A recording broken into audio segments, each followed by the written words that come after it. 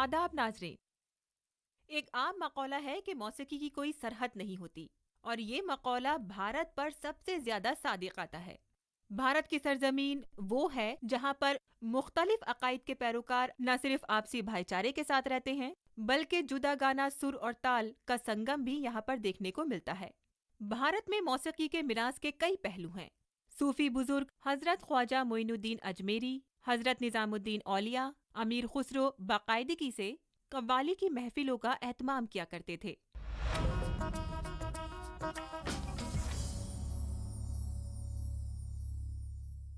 वस्ती दौर में हजरत निजामुद्दीन औलिया की दरगाह के आसपास आबाद इलाके को पुरानी दिल्ली कहा जा सकता है।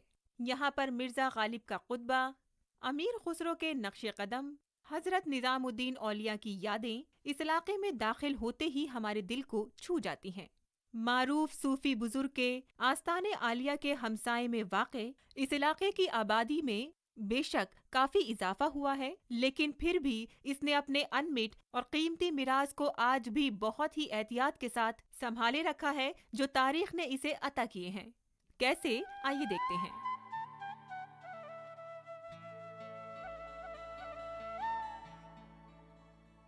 आज भी अगर हजरत निजामुद्दीन औलिया रहमतुल्लाह अलैह की दरगाह के इर्द गिर्द इलाके को छोटी दिल्ली कहा जाए तो बेजा ना होगा।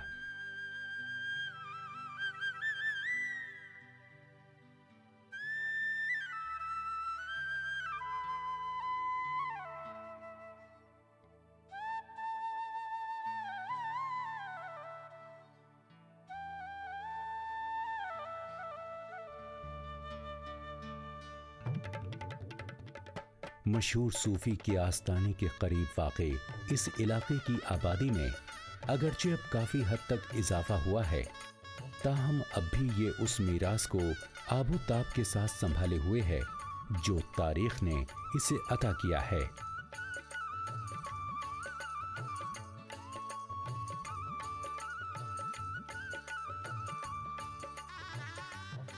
यहाँ मौजूद तारीखी यादगारों का अंदाज़ा इस बात से लगाया जा सकता है कि हुमायूं के कुतबे से सड़क पार करने का मतलब ये है कि आपने तारीख के 700 बरस का सफ़र तय कर लिया। निजामुद्दीन औलिया रहमतुल्लाह अलैह की दरगाह के मगरिब की तरफ से दरख्तों की छाँव में रिहायशी इलाके में दाखिल हो जाएं तो ऊंची डेवड़ियों से मुस्लिम तहजीब की हकीकत और उरूज का अंदाज़ा लगाया जा सकता है।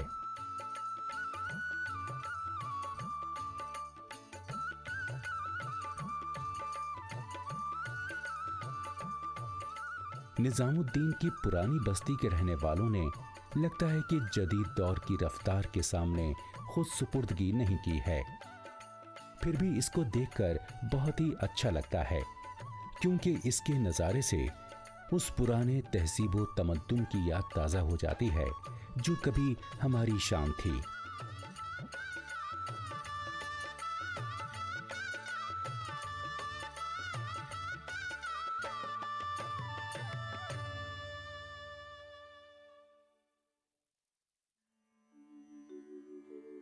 यहाँ मिर्जा गालिब, अमीर खुसरो रहमतुल्लाह अलैह और हजरत निजामुद्दीन औलिया रहमतुल्लाह अलैह की यादें हैं जो इलाके में दाखिल होते ही तरोताज़ा हो जाती हैं।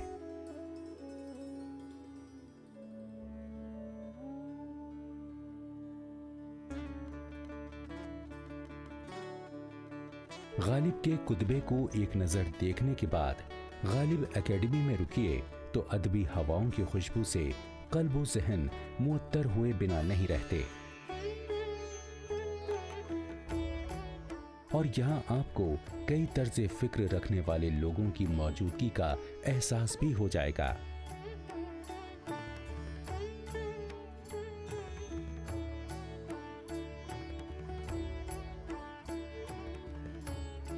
यहाँ मौजूद किताबों की दुकानें आपको कई रोज तक मसरूफ रख सकती हैं, जहाँ नई पुरानी छोटी बड़ी गर्ज हर किस्म की किताबें मयस्सर होती हैं, जहाँ दरमियाना दर्जे की जिंदगी गुजारने वाले क़ारीन के लिए किताबें भी मिलती हैं।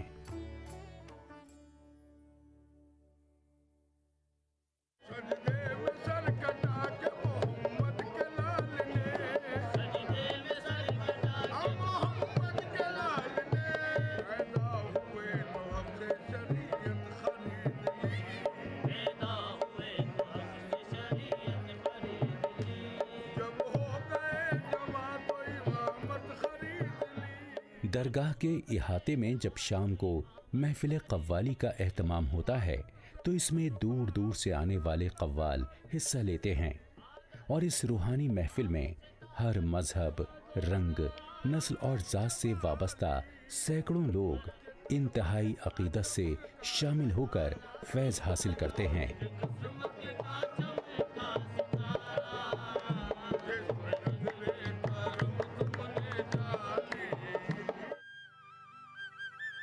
हज़रत निज़ामुद्दीन औलिया रहमतुल्लाह अलैह की दरगाह के सहन में जहां आरा और दारा शिको की कब्रें हैं, जहां आरा एक शायरा, सूफियों की अकीदतमंद, एक हुनरमंद तामीराती माहिर और बासलाहियत मंसूबा साज खातून थीं।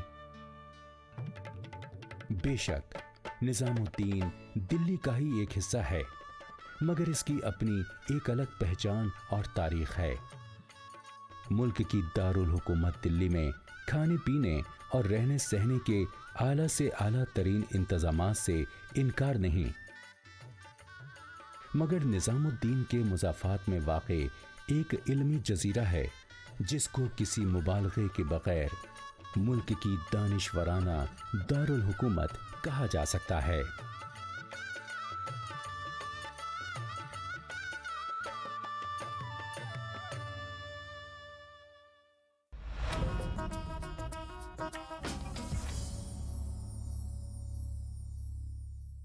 जहाँ इल्म की बात आती है वहाँ लाइब्रेरी का तसव्वुर खुद ब खुद जहन में आता है।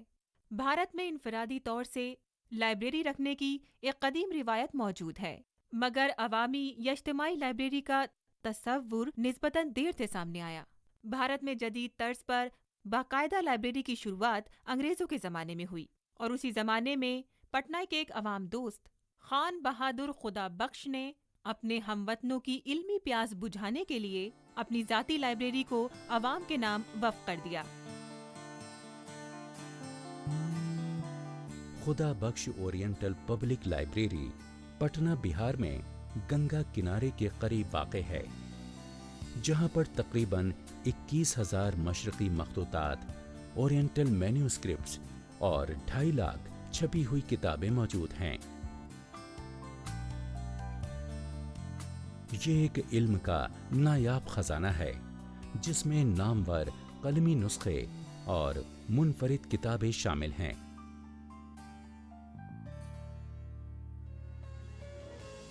खुदा बख्श खान ने 16 साल तक इंतहाई ज़ौक़ व शौक़ से अक्स करने के बाद इसे अवाम के नाम वक्फ कर दिया।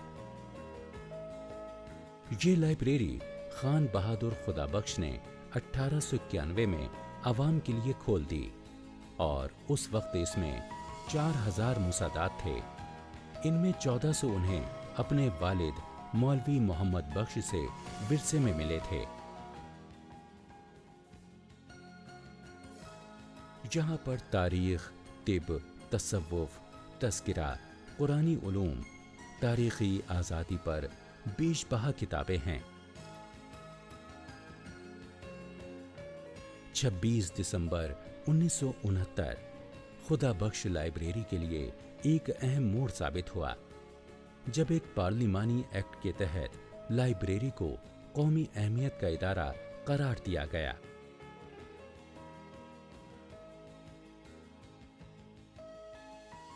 मुल्क के पहले वजीर आज़म पंडित जवाहरलाल नेहरू ने सन 1953 में लाइब्रेरी के एक दौरे के दौरान अपने तासुरात में लाइब्रेरी की तारीफ की थी।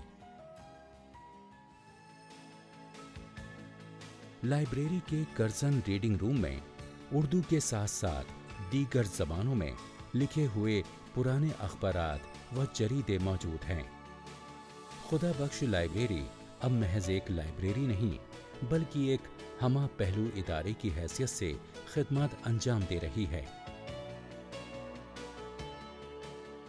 यही वजह है कि कई यूनिवर्सिटियों ने लाइब्रेरी को तहकीकी इदारे के तौर पर तस्लीम किया है।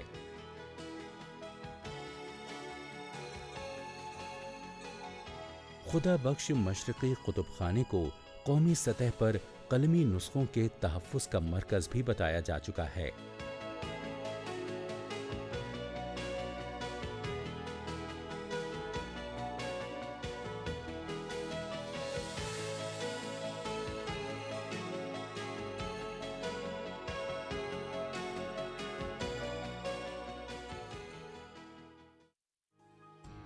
लाइब्रेरी में आज़ादी से कब्ल नादिर कलमी नुस्खों से मुताल्लिक 31 शुमारों पर मबनी फहरिस्त यानी मैन्युस्क्रिप्ट कैटलॉग तैयार किया गया है।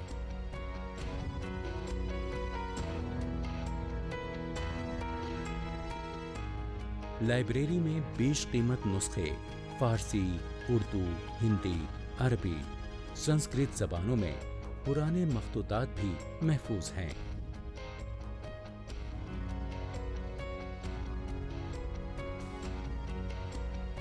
इसमें राजपूत और मुगलिया दौरे हुकूमत की यादगार पेंटिंग्स भी रखी गई हैं। अहम मखतूतात में तैमूर नामा, शाहनामा और सफिया अलबालिया शामिल हैं।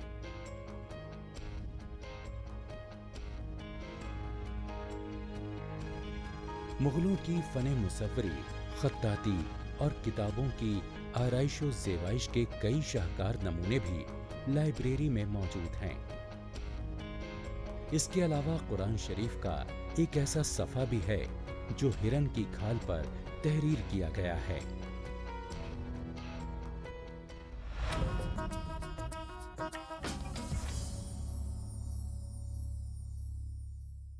आमतौर पर बड़े बड़े शहरों में दिन के दौरान काफी भीड़ भाड़ और रश का माहौल देखने को मिलता है और कारोबारी सरगर्मियां भी अपने नुक्ताए उरूज पर होती हैं। लेकिन शाम होते ही जैसे सूखे चेहरों पर शादाबी सी फैल जाती है। पुरानी दिल्ली दुल्हन सी मालूम होती है और अपने पुरतकल्लुफ माहौल से अलग मुमताज नजर आती है। ज़ौक़ ने भी क्या खूब कहा है कि यूं तो सुना है कि दक्किन में है बहुत शेर व सुखन, पर कौन जाए ज़ौक़ दिल्ली की गलियां छोड़कर। आइए हम भी दिल्ली की एक शाम आपके नाम करते हैं। दिल्ली हर लिहाज से एक तहजीबी और सकाफती शहर है। दिन के दौरान इसके गली कूचे पर शोर बाजार की रफ्तार से जैसे दब चुके होते हैं।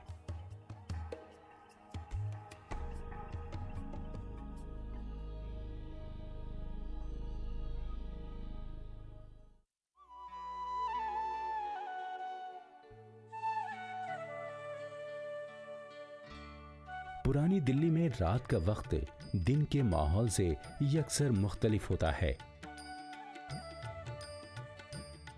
दिन की चहल पहल और भागम दौड़ के मुकाबले शाम के हसीन माहौल में आमतौर पर लोग या तो खाने के लिए बाहर होते हैं या फिर हवाखोरी के लिए।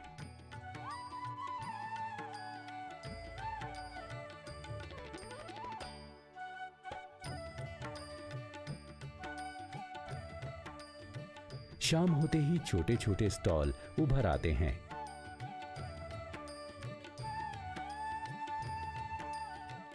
इनमें से कई एक में बड़ी बड़ी देगें होती हैं जिनमें बेचने के लिए कोरमा होता है।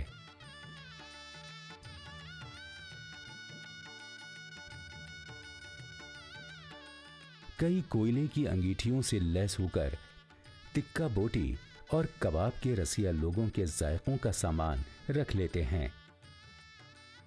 दिल्ली के कबाब इनकी अक़साम के लिए मशहूर हैं। मसालेदार कबाब, रबड़ जैसे कबाब, नरमो मुलायम कबाब। मुंह में रखने के बाद दांतों को कबाब पर ज्यादा वार करने की जरूरत पेश नहीं आती। ये बहुत लजीज होते हैं। कुछ चमकदार बर्तनों में फिरनी होती है जिसे शीरीं चीजों के मुतलाशी लोग चट कर जाते हैं।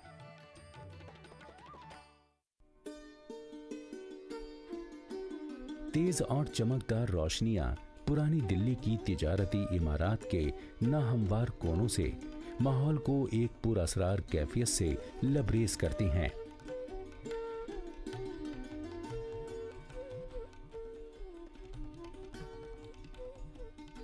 जो ही इंसान हौस काजी चौक पहुंच जाता है तो नाक के सुराख इश्तिहा अंगेज खुशबू से फैल जाते हैं।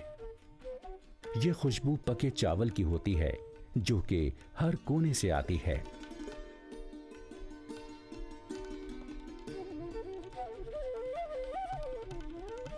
हर तरफ से लोग मध्यम रोशनी में से उभरकर लजीज खाने की तलाश में आ निकलते हैं।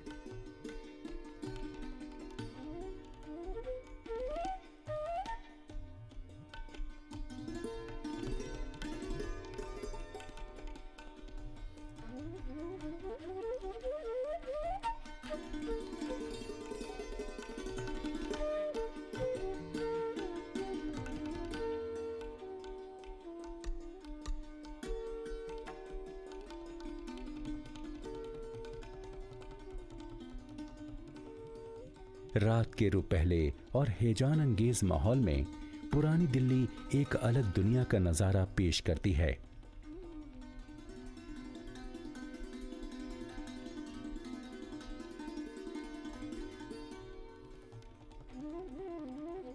दिल्ली की जामा मस्जिद की लंबी लंबी सीढ़ियों पर कसीर तादाद में लोग वो होते हैं जो अपने अपने अंदाज से शाम के हसीन लम्हात का हज उठाते हैं।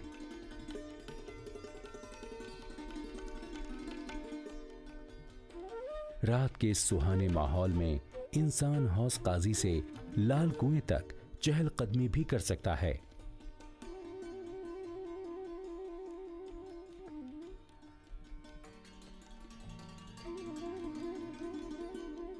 रास्ते में वो हमदर्द दवाखाना के करीब से गुजरेगा तो ऐन यही गली कासिम जान है जहां शाह गजल मिर्जा गालिब रहा करते थे।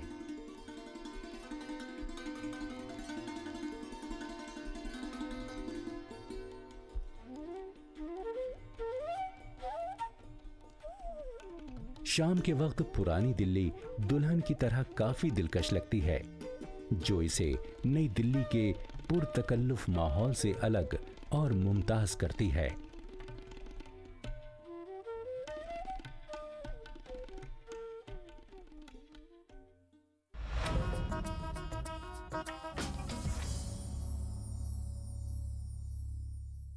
भारत में पीतल तीसरी सदी कब्ल ज़्यादा मकबूल हुआ, जहां इस धातु से देवी और देवताओं की मूर्तियां तैयार की जाती थी।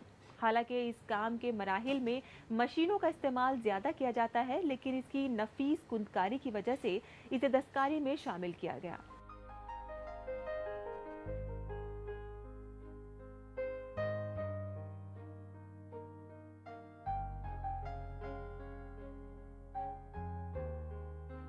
बुनियादी धातुओं का आमिज़ा पीतल आसार कदीमा के रिकॉर्ड के मुताबिक भारत में तीसरी सदी कब्ल मसीह से मकबूल हुआ।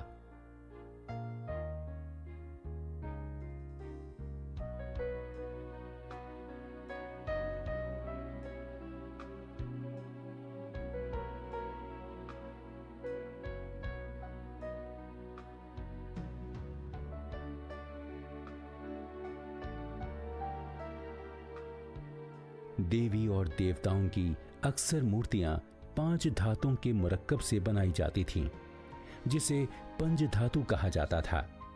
इसमें तांबा, भरत, सोना, चांदी और नाक शामिल होते थे।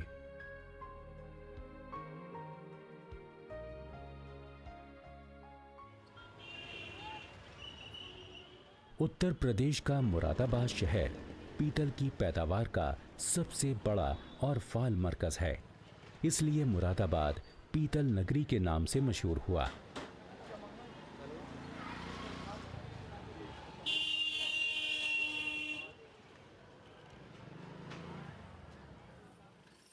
अगरचे इस काम के मुख्तलिफ मराहिल में मशीनों का इस्तेमाल किया जाता है, लेकिन इसमें नफीस कुंदाकारी के काम की वजह से इसे दस्तकारियों में शामिल किया गया है।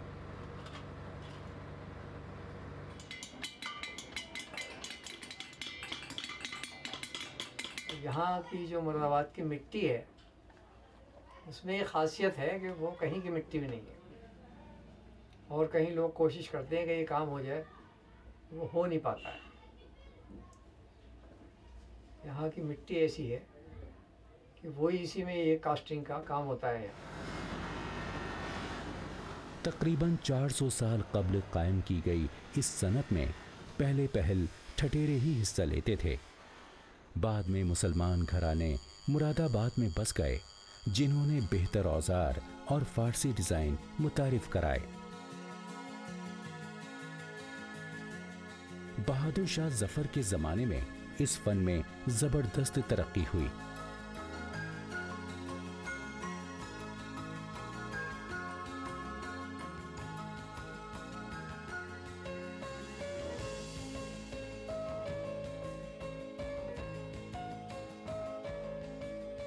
उन्नीसवीं सदी के आगाज में ब्रासवेयर की ये सनत अपने उरूज को पहुंची जब अंग्रेजों ने इंतहाई दीदा जेब और खूबसूरती से बनाए गए फन पारों को गैर मुल्की मंडियों तक पहुंचाया।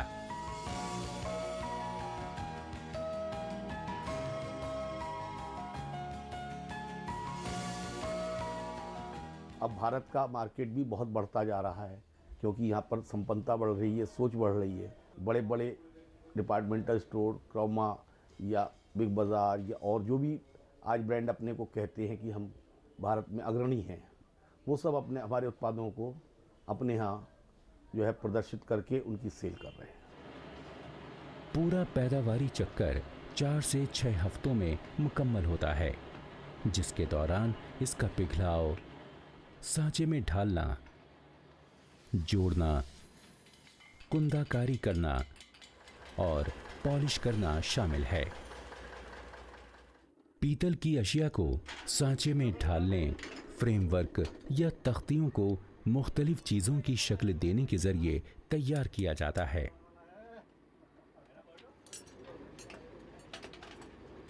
जो लोग इसको सांचे में ढालते हैं उन्हें भर्तिया कहते हैं। कुंदाकारी सबसे ज्यादा नफासत और हुनरमंदी का काम है और इसकी बहुत सी किस्में हैं।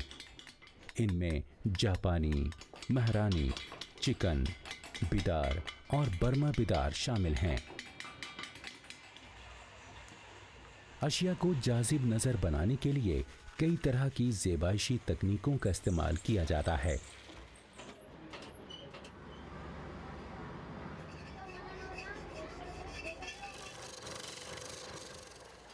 मुरादाबाद में पीतल की अशिया बनाने वाले तकरीबन 600 यूनिट कायम हैं, जो घरेलू और बरामद ज़रूरियात पूरी कर रहे हैं।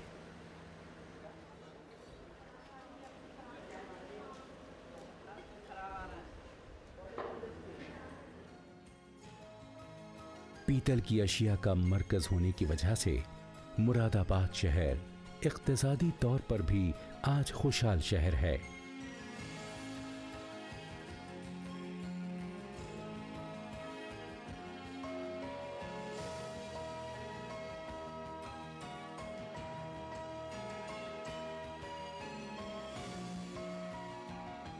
पीतल की ये दस्तकारी हमारी मिरास का अहम हिस्सा है। तहजीबी और सकाफती मिरास का ये सफ़र अगले शुमारे में भी जारी रहेगा। अब इजाज़त दीजिए, खुदा हाफिज।